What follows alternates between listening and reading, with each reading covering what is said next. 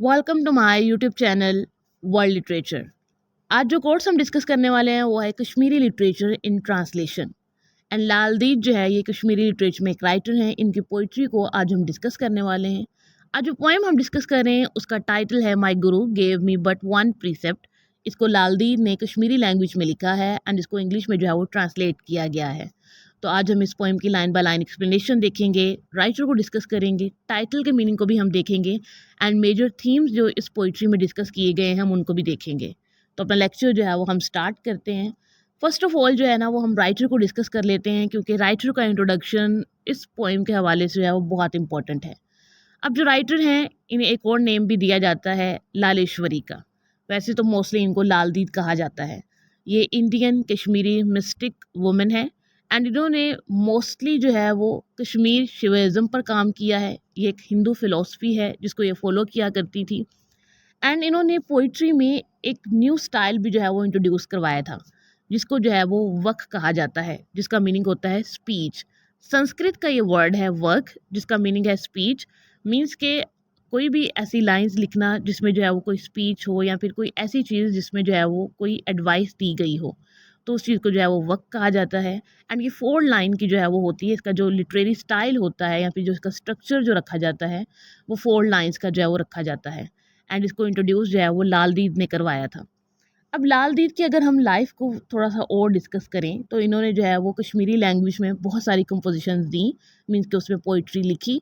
And अगर हम modern Kashmiri literature की बात करें तो उसमें भी इनको जो है वो बहुत इंपॉर्टेंट राइटर कंसीडर किया जाता है। लाल दीद की शादी 12 इयर्स की एज में हुई थी। उसके बाद ये ट्रेडिशनल रोल प्ले करती हैं, मीन्स कि अपने इन लॉज के साथ रहती हैं, हस्बैंड के साथ रहती हैं। बट ये अपनी लाइफ से इतना कुछ सेटिस्फाइड नहीं थी क्योंकि लाल दीद के अंदर जो मिस्टिज्म के एलिमेंट्स थे वो इनकी चाइल्डहुड से थे। मीन्स कि ये कहीं ना कहीं जो है वो रिलीजियस थी और सूफिज़म इनके अंदर था, मिस्टिसिज्म जो है वो इनके अंदर था। बट वो एक्सप्लोर करना बाकी था। इन्होंने अभी तक अपनी सेल्फ को जो है वो डिस्कवर नहीं किया था कि ये एक्चुअली में है क्या। जब इन्हें लगा कि मेरी जो मैरिज है वो वर्क नहीं कर रही है और वो अपने हस्बैंड के साथ अनहैप्पी हैं, तो इन्होंने डिसाइड किया कि मुझे अपने हस्बैंड को जो है वो छोड़ देना चाहिए।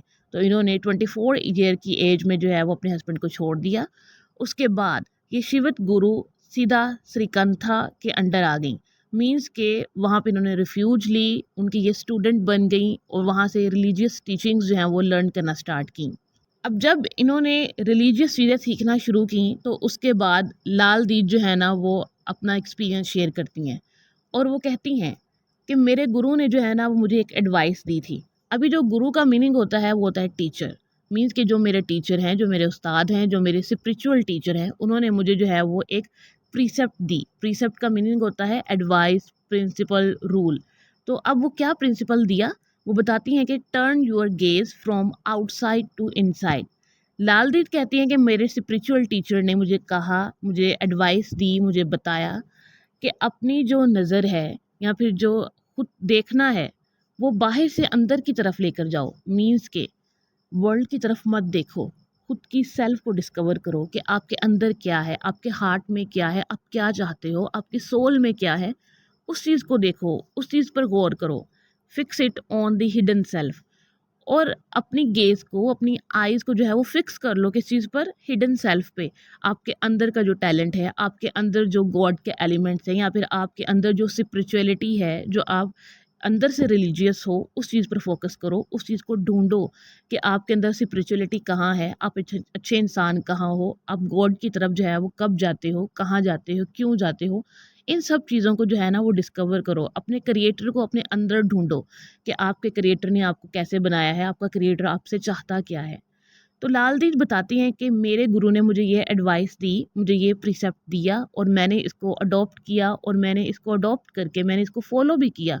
और उसके बाद इन्होंने जो है ना वो पोइट्री लिखना स्टार्ट कर दी, वक्स लिखना स्टार्ट कर दी, जिसका मीनिंग जो है वो स्पीच है। अब जो है वो हम पोएम की लाइन बाय लाइन एक्सप्लेनेशन जो है वो डिस्कस करते हैं। पोएम की फर्स्ट लाइन है जो कि टाइटल में भी दी गई है, माई गुरु gave me but one precept. सबसे पहले जो लाल दीद हैं, जो स्पीकर हैं, वो कहती हैं कि मुझे मेरे गुरु ने, मेरे स्पिरिचुअल टीचर ने एक एडवाइस दी, मुझे एक रूल सिखाया।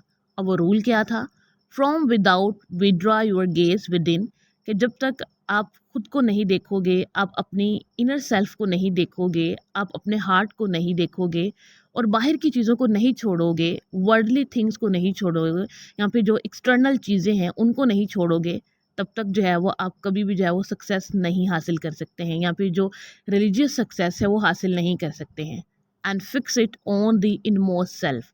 और जो आपकी आइज़ हैं, जो आपकी गेज़ है, उसको आप अपनी इनमोस्ट सेल्फ पे जो है वो फिक्स कर लो, कि सिर्फ आप अपने अंदर अच्छाइयाँ देखो, गुड थिंग्स देखो एंड बैड थिंग्स देखो, अपने फॉल्ट्स देखो, अपनी मिस्टेक्स देखो और ख़ुद को डे बाय डे जो है वो बेटर करते जाओ। जस्ट अपनी मिस्टेक्स को नोटिस करो कि आप डेली बेसिस पर क्या मिस्टेक्स करते हो, क्या सिन करते हो, आपके अंदर क्या फ़ॉल्ट है, आप जो है वो किस तरह से इवल का साथ देते हो। जब आप इन चीज़ों को देखना शुरू कर दोगे तो आप जो है वो स्पिरिचुअल ग्रोथ की तरफ जाओगे, आप गॉड की तरफ जाएंगे। नेक्स्ट लाइन है जिसमें लाल दीद कहती हैं, taking to heart this one precept. मैंने इस एडवाइस को फॉलो किया, मैं इस एडवाइस को अपने हार्ट तक ले गई, या फिर मैंने इस एडवाइस को अपना माइंडसेट बना लिया, पैशन बना लिया, या फिर अपनी लाइफ का जो है वो रूल बना लिया। और मैंने क्या किया, नेकेड आई बिगन टू रोम। मैं नेकेड हो गई मीन्स कि मैंने एक्सटर्नल चीज़ों को छोड़ दिया, मैंने इस वर्ल्ड को छोड़ दिया, मुझे किसी से कोई कंसर्न नहीं था, कोई अच्छा कर रहा है, कोई बुरा कर रहा है। मैं नेकेड हो गई, मैं हर चीज़ से जो है ना वो केयर फ्री हो गई और मैंने जस्ट अपनी इनमोस्ट सेल्फ पे जो है वो काम करना शुरू किया। मैंने सेल्फ डिस्कवरी करना शुरू की कि मेरे अंदर क्या फॉल्ट्स हैं, मेरे अंदर क्या बैड थिंग्स हैं, मेरी क्या मिस्टेक्स हैं, मेरे क्या सिंस हैं और मैं किस तरह से गॉड से दूर हूँ। मैंने जब इन चीज़ों पर काम करना शुरू किया, आई बिगन टू रोम। उसके बाद लाल दीद कहती हैं कि मैं जो है वो केयर फ्री हो गई, मुझे जो है वो जॉय फील होने लगा। किस चीज़ में? सेल्फ डिस्कवरी में और स्पिरिचुअल एक्सप्लोरेशन में। एंड इसी के साथ ये जो पोएम है वो एंड हो जाती है। अब हम जो है वो पोएम के मेजर थीम्स को डिस्कस कर लेते हैं। इस पोएम में जो फर्स्ट थीम डिस्कस हुआ है वो है spiritual seeking and self discovery.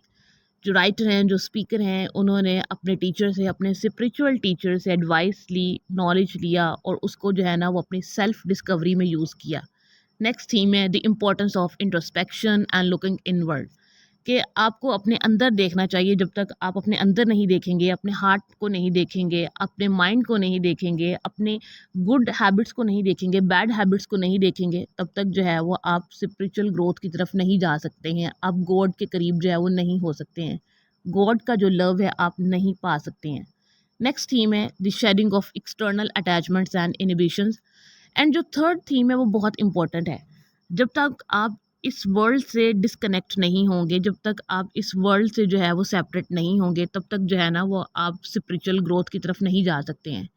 क्योंकि स्पिरिचुअलिटी जो है वो सिंपलिसिटी का नाम है।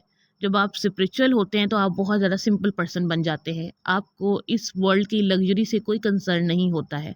आपके लिए आपका गॉड ही जो है ना वो आपकी सबसे बड़ी लग्जरी होती है। जब आप अपने गॉड को पा लेते हो तो आपको लगता है कि आपने इस पूरी वर्ल्ड की जो वेल्थ है उसको पा लिया है। आज के लेक्चर में बस इतना ही। आई होप कि यहाँ तक ये जो वर्क है लाल दीद की उसकी आपको समझ आई होगी। वीडियो को लाइक और शेयर और चैनल को ज़रूर सब्सक्राइब कीजिएगा। Thanks for watching my channel.